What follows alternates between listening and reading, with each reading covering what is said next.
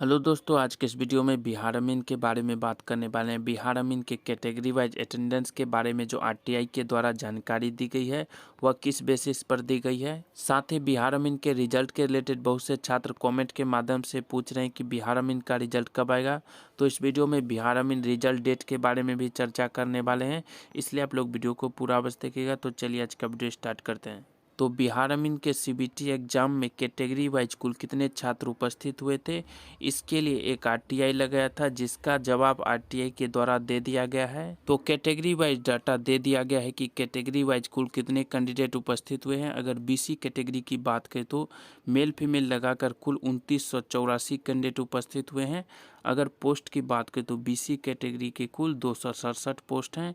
अगर EBC category की बात करें तो मेल फीमेल लगाकर कुल 2926 कैंडिडेट उपस्थित हुए हैं। अगर ईबीसी कैटेगरी के टोटल पोस्ट की बात करें तो 320 पोस्ट हैं। अगर एससी कैटेगरी की बात करें तो एससी कैटेगरी में कुल मेल फीमेल लगाकर 1871 कैंडिडेट उपस्थित हुए हैं। अगर एससी कैटेगरी के टोटल पोस्ट की बात करें तो टोटल 288 पोस्ट हैं। एसटी कैटेगरी की बात करें तो एसटी कैटेगरी में कुल 253 कैंडिडेट उपस्थित हुए हैं। अगर एसटी कैटेगरी के टोटल पोस्ट की बात करें तो टोटल 33 पोस्ट हैं। अगर जनरल कैटेगरी की बात करें तो जनरल कैटेगरी में ही ईडब्ल्यूएस कैटेगरी का डाटा दिया गया है। तो टोटल दोनों कैटेगरी मिलाकर 2712 कैंडिडेट उपस्थित हुए हैं। अगर दोनों कैटेगरी मिलाकर टोटल पोस्ट की बात करें तो टोटल 859 पोस्ट हैं। अगर टोटल ओवरऑल बात करें तो टोटल 10,746 कैंडिडेट उपस्थित हुए हैं और टोटल आपके सीट हैं 1767। अब सबसे बड़ा सवाल यह है कि ये डाटा किस बेसिस पर दिया गया है, क्योंकि आप सभी को पता है कि सीबीटी एग्जाम के लिए जो शॉर्टलिस्ट कैंडिडेट की सूची जारी की गई थी उसमें दो कैटेगरी थे। पहला आपका रिजर्वेशन कैटेगरी, जिस कैटेगरी से आप लोग हैं, और दूसरा आपका सीबीटी एग्जाम के लिए जो शॉर्टलिस्ट हुआ था, यानी कि सीबीटी एग्जाम आप लोग किस कैटेगरी से क्वालिफाई किए गए थे।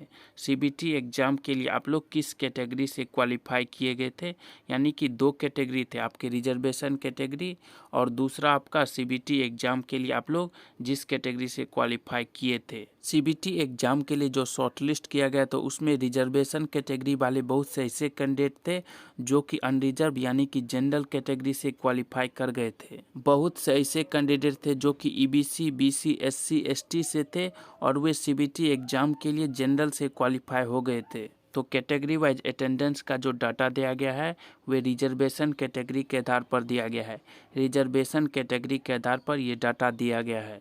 तो इस तरह के कैटेगरी वाइज अटेंडेंस के डाटा से एनालिसिस करना मुश्किल है कि कट ऑफ कितना जा सकता है, क्योंकि इसमें पता नहीं कि कितने कैंडिडेट यूआर से क्वालिफाई किए गए हैं।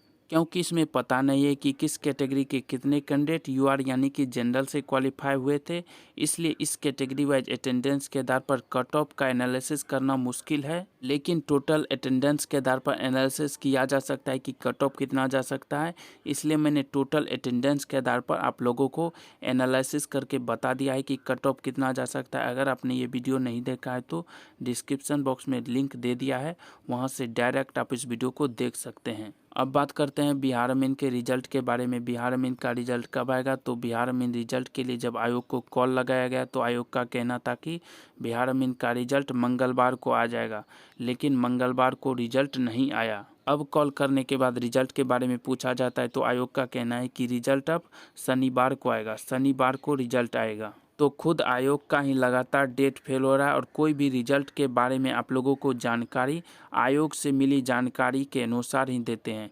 आयोग से मिली जानकारी के अनुसार ही रिजल्ट के बारे में जानकारी देते हैं। जब आयोग का ही डेट फेल हो रहा है तो आप लोग समझ सकते हैं कि रिजल्ट के बारे में आप लोगों को जानकारी और कहां से मिलेगी। तो आयोग ही कभी कहती है कि मंगलवार को रिजल्ट आ जाएगा, शनिवार को रिजल्ट आ जाएगा, इस सप्ताह रिजल्ट आ जाएगा। तो आप लोगों से कहना चाहता हूं कि आप लोग अक्टूबर तक का इंतज़ार करें, अक्टूबर में रिजल्ट आने की पूरी संभावना है। और कल शनिवार है तो देखिए कल रिजल्ट आता है या नहीं, तो आप लोग अक्टूबर तक का इंतज़ार करें, अक्टूबर तक रिजल्ट आने की पूरी संभावना है। तो बिहार अमीन रिजल्ट डेट के रिलेटेड जैसे ही कोई और लेटेस्ट अपडेट आएगी हम आपको वीडियो के माध्यम से जानकारी दे देंगे। इसके लिए आप मेरे चैनल को सब्सक्राइब करें, वीडियो अच्छा वीडियो को लाइक और शेयर कर दीजिए। आज का वीडियो समाप्त करते हैं। वीडियो देखने के लिए आप लोगों का धन्यवाद।